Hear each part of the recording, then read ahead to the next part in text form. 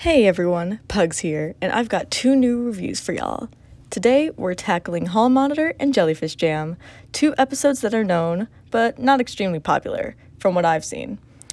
Like always, I just want to take a second to thank everyone who's been watching, liking, and or commenting. The support is always appreciated. And without further ado, because I don't think I have any more to say, let's just get right into it. So for our first review of the day, we've got Hall Monitor. And my first thoughts when thinking of this episode are that, Hall Monitor is one of those episodes that I've seen exalted like a classic, but also talked about so infrequently, other than a meme or two, that I have to wonder what the audience consensus actually is. And when I had looked at a discussion thread for this episode on SBM a few months back, the most common adjective I saw describing it was good. And I also saw a lot of upper and middle reviews, like a 7 or 8 out of 10. And so, based on that, and the fact that this episode is, again, not talked about very much, it seems to me that this episode is just kind of stuck in a sort of ambivalent state, where some people think it's one of the all-time greats, others find it mid, and still others find it to be a good, solid episode. Out of these three categories, I'd say I'm most aligned with the last group, because I consider this to be a surprise, good, solid episode. So let's talk about it.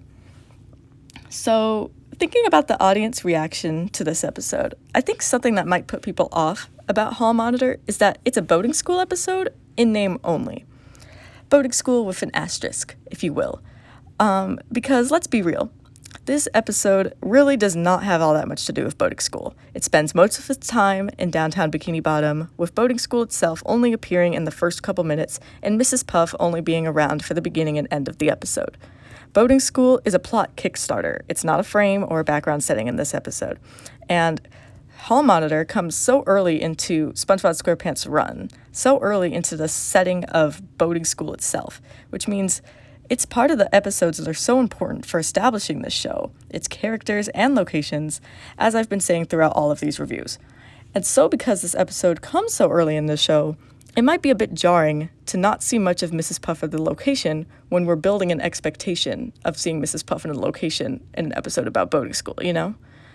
And on the other hand, this lack of Mrs. Puff or the boating school works quite nicely with the plot of this episode, with SpongeBob causing chaos throughout Bikini Bottom. So I guess I'll just let this slide. Well, that's not really the right phrase to use, because even if these early episodes are crucial to the establishment of this show, I don't believe that every episode of Season 1 should function as an introduction or as a further entrenchment of characters and locations. Some episodes just need to deliver on the fun and comedy, and this episode does just that. So its focus on downtown Bikini Bottom and not on driving, it doesn't really bother me. Speaking of bringing the fun and comedy, I'm just going to say it straight up. This episode is funny. The beginning of this episode is hilarious to me, with SpongeBob encroaching on Mrs. Puff as she panics and eventually relents to giving him the Hall Monitor duties, as well as SpongeBob's reaction to the whole thing. And the ending, or I guess second to last scene, always cracks me up as well when Mrs. Puff accidentally reveals that she's kind of at fault for the whole maniac debacle. I still love this moment, even if it is the beginning of Mrs. Puff going to jail for increasingly unreasonable causes, which, believe it or not, is one of those critiques of modern SpongeBob episodes. Do I believe in that critique? Not really. I mean, it's not really fun to see Mrs. Puff lose, I guess. Not as fun as, Squidward, but, I wouldn't call it a whole critique. Anyway, thinking back to the audience reaction, I think where this episode really draws its ambivalence is in, the whole sequence with Patrick and the Maniac, because this is such, a significant portion of the episode. It's 3 minutes long or something. With, the same kind of joke over and over again. So, if you find it funny all the way through, then this episode's probably amazing. But if it feels like it drags at any point, well, then this episode might drop down a few tiers. Which group I fall into kind of varies depending on the day, to be honest. As I've said before, my reviews are very vibe heavy. Sometimes I'm vibing with this long joke, and other times I'm not. So that really just, has a big chunk of my personal opinion on this episode. As for other aspects of this episode, Hall Monitor is also a good exploration of SpongeBob's geekiness. Maybe even dorkiness is a word that could be used. Watching this little square dude get geeked up about being the hall monitor is just like so adorable, even when he gets dejected for a little bit after he had talked for multiple hours. Another character thing I like in this episode is that once again, we also see Patrick being a supportive best friend, which is always a win in my book. It's kind of interesting that these first 2 boating school episodes involve Patrick, and not only like do they involve Patrick, but Patrick like supports SpongeBob in something boating school related. So that's kind of an interesting little coincidence. So summing it all up, because of everything I've like just said, such as my wavering and whether I find like parts of this episode to be dragging, how funny the episode is regardless of all that, like I think I'm situating Hall Monitor firmly in my great tier. I think it's a cute, funny episode, but I have to be in the right mood for it to really resonate with me, which means its rewatchability is not the greatest. So this episode's in my great tier, and it comes in with a score of 8.5 out of 10. Moving right along to the next review, we've got Jellyfish Jam. This is another one of those episodes that's extremely nostalgic for me for seemingly no reason whatsoever. In this case, the seemingly is especially highlighted here, though, because I'm pretty sure I know the reason why this time. Okay, so, like, you know, like the song featured in the middle of this episode, like Stadium Rave?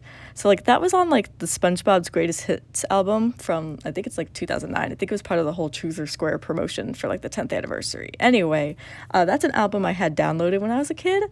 So I remember listening to this song a lot on there, and I remember thinking it was like so funny because they had like all the sound effects in it too. Like I remember very clearly like the sound of SpongeBob walking at the very beginning of the track. So like yeah, that's why this episode's really nostalgic for me. Also, side note about Stadium Rave before we get started for real. This song is definitely an homage or parody of Get Ready for This by 2 Unlimited, like, you know, that song from Space Jam, which I think they also use it in basketball games in general. I think, I don't usually watch basketball, so I wouldn't know. And also, you know, now that I just thought about it, I just thought about the fact that Stadium Rave isn't even, like, the only thing in this episode referencing Space Jam. Like, hello, the entire title of this episode itself is probably a Space Jam reference. I didn't even realize that until right now. I'm sure if I looked at the cultural references section of the SpongeBob wiki for this episode, it would be on there, though.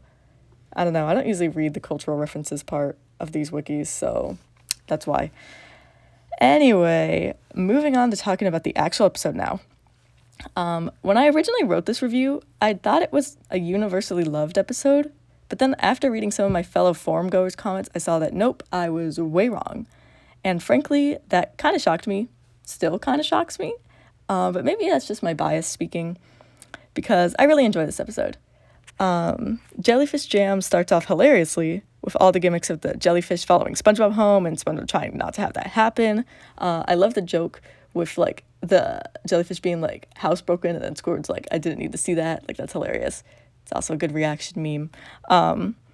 And then, of course, like, we have the iconic rave/dance party scene. A great animation in that scene, by the way, coupled with that great music. And then, like, let me be clear right now. I'm with Squidward on this one. Like, if my neighbors blasted rave music for 12 straight hours, oh boy, let's just say I would be more than unhappy. Especially because I don't even live in a house like Squidward does. These would be people I share walls with. Anyway, the next part of this episode is where I can see that it might drag for some people. But for me, the episode is good and engaging all the way through. So, like, the short-lived Squidward and Jellyfish feud is just hilarious to me, as is, like, the jellyfish dunking on SpongeBob multiple times. Also, I just, like, love the ending of this episode because it's so random. I mean, like, Gary, like, clicking his eyes and SpongeBob making a whole, you know, pretty good and catchy song out of it. Like, why not? This is SpongeBob SquarePants. Absurd is the name of the game. And beyond all of that, I don't really have all that much left to say about this episode. Man, this is a really short review. Like, it's fun, and it's funny, and it's engaging. And it also features my favorite little snail, Gary, which is always one of my books. Gary is so cute in season 1. Like, he's drawn so cutely in season 1, honestly. That has nothing to do with my review. I just wanted to say that. And I love that it's Gary who ends up saving the day with his fear-responsive clicking eyeballs, because, yeah, why not? And, you know, this episode even has a lesson. don't bring wild animals home as pets. In a totally, completely, absolutely unrelated note, has anyone seen Nope? Definitely not asking that for any reason whatsoever. None at all. Okay, moving on. I used to consider Jellyfish Jam to be a great tier episode, and looking back at that, I don't really know why, because I've always loved this episode. Maybe the constant underrating that I've been seeing now, maybe it got to me. Who knows? Whatever the reason is, I'm going to remedy that now because I'm putting this episode in my amazing tier with a score of 9.2 out of 10. I'm sure we all know the drill by now. Like usual, I'm going to close out this review with some closing thoughts of mine. Now that I've reviewed these two episodes together, I'm kind of realizing that both Hall Monitor and Jellyfish Jam are both underrated to me. I've considered why that is for both of them, but it's also kind of interesting that these sister episodes are also just both underrated, at least in my opinion. I actually managed to get myself to write a real script again this time, so everyone clap.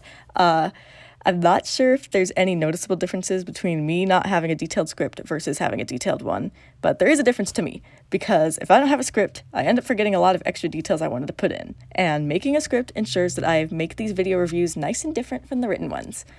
Also, as you can see, I've uploaded on Wednesday again. I'm hoping I'll be able to keep this up. I actually didn't record this review on the same day as the other one, as my schedule is too packed to make that work, but in general, it should be feasible. I also just kind of want to keep this up because it'll let me get through episodes faster, so if I am going to stick with reviewing every episode, we won't be here for forever.